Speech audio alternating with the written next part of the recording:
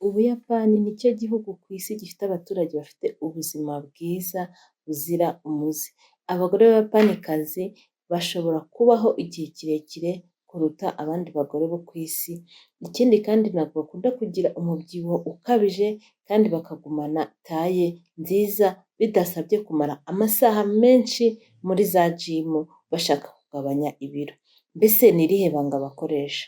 Uyu munsi tugiye kureba ibanga abayapanikazi bakoresha rigatuma batagira umubyibuho ukabije, turebe n'uburyo nawe ubwawe ushobora kubishyira mu buzima bwawe bwa buri munsi bikagufasha kubaho mu buzima bwiza.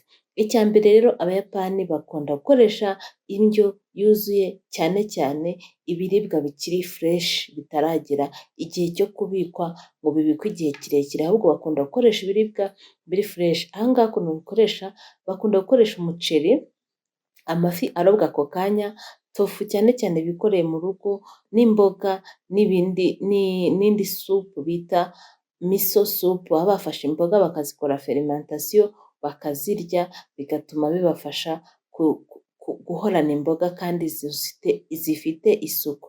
Ikindi kandi ntabwo bakunda gukoresha amadeseri arimo amasukari menshi, amakeke, amagi, ahubwo usanga n'iyo babikoresheje bakoresha umunyu cyangwa se ntibashyiremo n'umunyu, ntibashyiremo n'isukari, yaba inarimo ikaba ari nkeya cyane. Ikindi hano bakoresha, bakunda gukoresha bafite terime yitwa shuni. Shuni ni ukurya mbanze nyivuge mu cyongereza, eating food when they are at their seasonal peak. Bivuga ngo barya ikintu cyeze cyane kuri iyo sezo.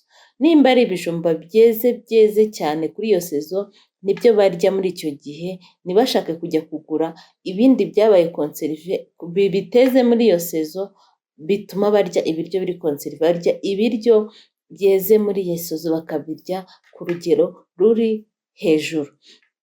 Iyo sisiteme rero irabafasha, bituma babona ibiryo bihendutse, biba bihendutse cyane cyane kuko byeze muri icyo gihe kandi biryoshye, kandi ugafata intungamubiri rwose, mbese zitaherukaga mu mubiri wawe muri icyo gihe cy'umwaka. Ikintu cya kabiri bakoresha rero, bakunda kurya ibiryo bikeya. N'iyo urebye mu mafilime yawe se cyangwa mu mavidewo tujya tubona kuri za yutubi, usanga bakunda gutegura mu tuboro dutoya, ntabwo bazana bya bisorori binini nka kwa kundi tuzi ko twebwe twateguye ibiryo byiza tuba twujuje amasorori, oya, bazana ibiryo bikeya kandi bakigisha buri mwana wese kujya abanza akarura ibiryo bike kandi akishimira ibiryo agiye kurya, akarya yitonze. Ibiryo biba bitandukanye kenshi bitavanze, niba ari imboga akazirya akumva icyanga cy'imboga ukwazo, nimba ari inyama akayirya ukwazo. Kandi ikindi kintu bakoresha, baranasharinga, mbese bakanagira indi terime se nakwita bakunda kuvuga bita ngo harahachibu. Harahachibu mu kiyapani, mu cyongereza ni eat until you are 80% full. Bivuga ngo irya kugeza wumvishe ubaye 80% uhaze, wirya ngo uhage 100%. Kubera ko hari umwe mu Bayapani wavuze ko igifu cyawe, bagira iyo siroga ko gisaba iminota 20 kugira ngo kibwire ubwonko ko uhaze, noneho ubwonko buze kukubwira ngo rekera aho kurya. Urumva rero iyo utegereje ko ubwonko bukubwira ngo uri full, uba wamaze kurenza ibyo ugomba kurya kuko ya minota 20 ntiwashyizemo. Rero bagomba kurya bakageza kuri 80% yo mu gifu, ntibumve bahaze bakarekeraho. Ibi ngibi rero nawe wabishyira mu byo ugomba gukoresha, nubwo bigoye ariko you have to try. Gerageza urebe ko wabishobora. Ikindi cya gatatu bakoresha, bagira ubuzima buri active cyangwa se active lifestyle, sinzi ko navuga mu Kinyarwanda, bahora bakora. Bivuga ngo uretse no kwita ku byo barya, bita no kuri muvomo. Akenshi usanga n'imihanda yabo n'ukuntu bubatse bifavoriza kuba wabona aho ugenda n'amaguru. Akenshi bashaka kugenda ku igare, bagiye ku kazi, bagiye ku ishuri, bagiye guhaha, ndetse n'iyo bafashe ama public transport nk'amagare ya moshi cyangwa se amabisi, usanga bahagarara, bikabafasha kuba batamara umwanya munini bicaye, Ikindi usanga n'inyubako zo bakunda gushyiraho n'amayesikariye ku buryo azabafasha kujya bagenda ku mayesikariye bagakora imitsi, imibiri yabo igakora. Ikindi bakunda no kuba bavuye guhaha ugasanga ibyo bafite barabyitwaje, apana kwa kundi uva guhaha utuntu duke ugahita ushaka umuntu ugutwaza ukamwishyura. Icyo gihe bo rero baratwitwaza kugira ngo noneho metabolisme y'umubiri wabo ikomeze ibe active, bakomeze imibiri yabo ibe iri active. Ntabwo bisaba kujya muri gym. Hano umuyapanikazi ku munsi ngo agenda hagati y'intambwe 8,000 n'ibihumbi 10. Mushobora kuzumva mukagira ngo ni nkeya, njye nigeze kugerageza gushyira muri telefone ukuntu izajya indikodinga intambwe nkora ku munsi, mbabwije ukuri kugira ngo zizagere, nari nashyizeho target y'ibihumbi 5 ntabwo najyaga kubigeza, rimwe na rimwe sinabigezaga. Ndi mu kazi ka buri munsi nyine nkagerageza ubwo ngenda n'amaguru atari ukuvuga ngo nkoze siporo, oya nkarikodinga ngo ndebe ko nibura ngeza ku munsi 5,000. Biragoye. Urumva rero ko abayapani bavugira ubuzima buri active, bakunda gukora, bakunda kugenda n'imodoka igihe kirekire cyane, usanga badakunda kuzikoresha, bakunda gukoresha umubiri wabo. Ikintu cya kane rero abayapani bakunda gukoresha gituma bagira ubuzima bwiza ntibagire n'umubyibuho ukabije, ni uburyo batekamo ibiryo byabo. Usanga bakunda guteka ku mwuka, amasafuriya ku mwuka, niyo batayafite hari ukuntu bashyira amazi mu isafuriya cyangwa mu ikarayi hasi, bagashyiraho hejuru ya nkoko yo mu gikorogoto.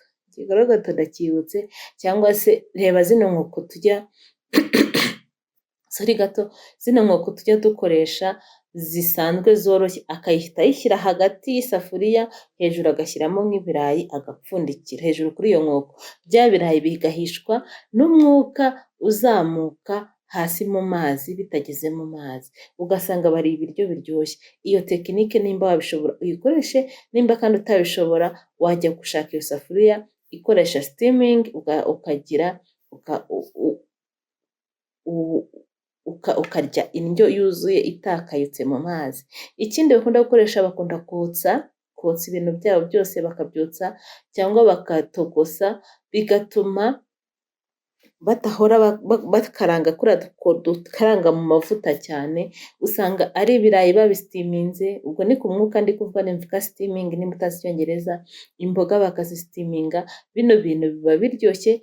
Cyangwa se ukuntu uteka imboga, nkunda kubivuga mu mavideo yanjye, nimba ushaka kurya imboga nziza zujuje intungamubiri udasabye kuzikaranga, ushobora ari karoti, ibyo ngiye kuvuga, karoti, imiteja, amashu wenda utarayakata, dodo, njya mbikora. Ushyira amazi mu isafuriya, ugashyiramo umunyu, yamara kubira ugashyiramo imboga nk'iminota 2 cyangwa 3 n'itanu bitewe n'ubwoko bw'imboga uko ikomeye, ugahita uzikuramo ugashyira mu yandi mazi akonje kugira ngo zidashya cyane, izo mboga uzirya ziryoshye. Ubu buryo n'abayapani bakoresha nabwo batuma barya ibiryo biri fresh kandi ntibarye ibinure byinshi cyane. Kandi bakunda no kurya ibiryo biri fermente bya miso soup nk'uko nabivuze. Mu bakore usanga bakunda kwita kimichi, bigatuma rero amara yabo, ibyo bifasha ibiryo biri fermente. Ushobora no kubikora nawe ubwawe urebye kuri YouTube bareba uko ubikora, bituma amara yawe amera neza, agasohora imyanda, bigatuma utagira ibibazo mu bijyanye n'inzira z'igogora. Icya gatanu bakoresha rero, bakunda kurya babigize umuco. Babyigisha umwana kuva akivuka ko kurya ari umuco, ari ikintu agomba kwitaho, mbese ikaba ari nk'umuhango uri mutagatifu. Muzarebe niyo bateguye kurya, bateguye ibintu byiza, ukaba wagira ngo mbese si nka famiye igiye kurya, bategura udusahane twinshi twiza. Mbese kurya babyita nk'umuhango, babifata nk'umuhango, bakavuga bati ibiryo bigomba kuba biteguye neza, n'amasahane yawe asa neza, hariho udutako. Ugomba kurya buhoro witonze kandi ugasharinga. Hari ukuntu ujya kubona ukabona umuntu afashe ibiryo bimwegereye ahaye undi uri kure, bituma ya muntu yo kurya iba nziza, kandi bigatuma nawe atarya ari stress, arya vuba vuba kubera yitaye ku isahane, ahubwo yita no ku isahane y'undi, akareba ibyo yamaze cyangwa icyo atabasha kugeraho agahita amufasha. Ikindi, nimba bari no kureba televiziyo, bakunda gukoresha kurya udusinake, bituma adahorana inzara ngo yumve najya kurya aramiragura vuba vuba nk'umuntu ushonje. Ikindi rero inama hano batugira, nimba tugiye kurya natwe akenshi usanga turya dufite amatelefone. Iyi videwo ndi kuyitegura nahise mbona ko ntazongera kurya mfite telefone, nzajya nyijyana nko mu kindi cyumba cyangwa nshyiremo umuziki epfiri, ariko sinzongera kurya rwose, namwe dufatanyije sinzongera kurya mfite telefone impande yanjye. Bituma nita ku biryo ndi kurya, bigatuma ndyoherwa, bigatuma meze mbese bigenda neza. Ikindi ntabwo bagira umururumba, icyo ni icya gatandatu, birinda kugira umururumba ku biryo. Bivuga ngo bagomba gutekereza ko ibiryo kurya ari ibintu biri simple, mbese kurya bagomba kubitekereza nk'ikintu agomba kurya icyo afite, mbese agomba kurya icyo afite, ye kugira umururumba kwa kundi uvuga uti ndumva nkumbuye, mbese ukarurumbira ikintu wanakibona ukakirya ku rugero ruri hejuru. Ntabwo rero bagira umururumba, bituma bigabanya stress. Uko mururumba rero ukuntu bawumanaginga, bakunda icya mbere ni uko ugomba kurya ibyo ufite ukabitegura neza, mbese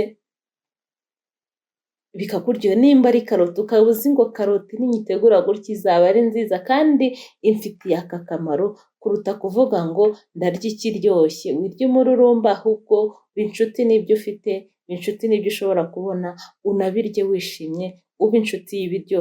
Ikindi bakora nagishyizemo hano, nanze kubigira 8 ariko cyakaba ari icya 8, cyaza kuza nyuma y'icya 7, ariko reka nyivuge hano kuri stress, ku mururumba. Ikindi bakora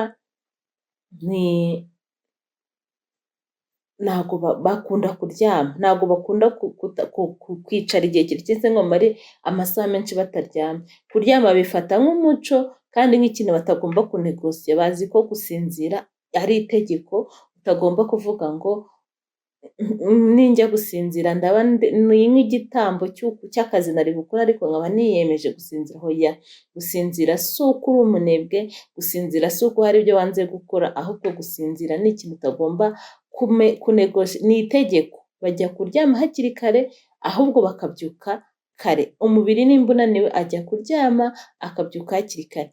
Hari siroga bafite yitwa ngo better sleep equal better hormone regulation and equal easier weight management.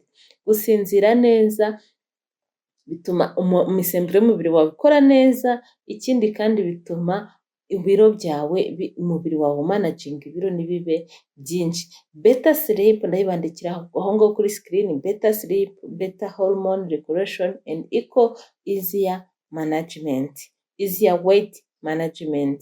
Barasinzira bihagije, ahubwo bakabyuka kare. Hari agatipu rero ngiye kukubwira gashobora kugufasha gusinzira neza. Nimba ufite icyumba cyo kuraramo, ushobora kugishyiramo amarido afite ibara ryijimye, yaba umukara cyangwa irindi bara ukunda rijya kwijima. Bituma usinzira neza, bigatuma icyumba cyawe kitabamo urumuri rwinshi, ugasinziramo uzi ko ari icyo kuryamamo, n'ubundi nta rumuri rwinshi uba ukeneye. Hanyuma ikindi, nimba ukunda gukoresha telefone mbere yo kuryama, nimba ubasha kubona amarinete arinda rwa rumuri rwa telefone cyangwa se rwa computer kuba rwinjira mu maso, warukoresha. Cyangwa se ukareka telefone mbereho iminota 30 mbere y'uko ugiye kuryama. Ibyo bintu bifasha gusinzira neza kandi ukumva ko ugiye gukora umuhango wo kuryama kuryama uti ngomba kuryama kandi nkabyuka naruhutse. Icya nyuma rero ariko cy'ingenzi, bakoresha icyayi cy'ibyatsi, kanyite green tea, ariko we kumva yayindi tugura wumve green tea nkuko mvuze icyayi cy'ibyatsi, cyangwa se mvuge oya kambikomeze nkoreshe green tea. Nywa amazi yabo ya buri munsi, nibyo bakunda gukoresha. Ntabwo usanga bakunda kunywa amakofi nk'uko tubibona kenshi, ngo umunsi wose ashobora kuyikoresha mu gitondo akibyuka akayinywa, ariko andi masaha akurikiyeho akaba yakoresha icyayi cya green tea kitarimo isukari, kimeze neza.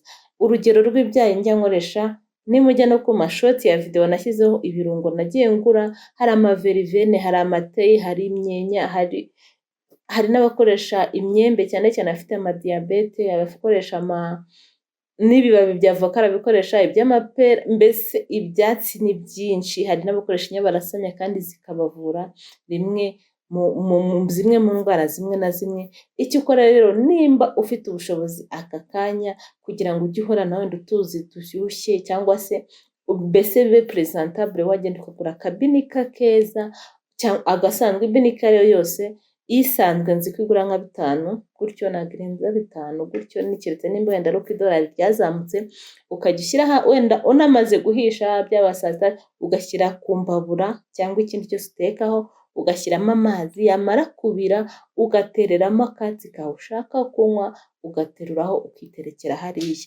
ukagenda unywa ayo mazi umunsi wose. Ni byiza, bituma umubiri wawe ukora neza kandi bigatuma bya binure ufite mu mubiri wawe bitwika, ntibizabe byagutera indwara.